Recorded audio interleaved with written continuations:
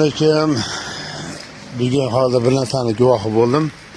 Qayerlardir urush bo'lyapti. Bekzodbek issiqnon o'zimizni quvada.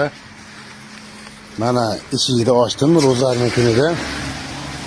Odam yo'q ekan, hayron bo'lib mana patirlar. Bir narsaga qoyil qoldim.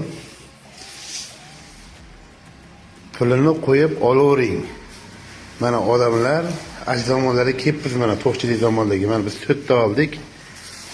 Yani 20 ming so'm qo'ydik. Yurtimizda tinchligiga shukr. Mana issiqnonlarni yo'q qo'yibdi. Mana kimdir bittani olib ketdi bizdan oldin. Mana bu xonkalar bor ekan. Bu yurtda tinchligidan bu, to'qchiligimizdan. Shu noyobkelarga ham ming rahmat. Qo'llar dard ko'rmasin. 40 metrlikda yo'lni bo'yidagi bahonga chiqargan joy. Tinch bo'lishsin Bekzodbek aka. Kirib pulini berib qo'yib chiqib ketadi, egalari yo'q.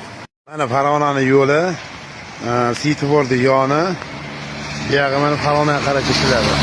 1 metrlik. Bemalol kelaverasizlar, quvalinglar. Mana bu yerda Bekzodbek bahonga chiqargan joy ekan. Kecha kunduz ishlaydi ekan. Janjallar sog' bo'lsin.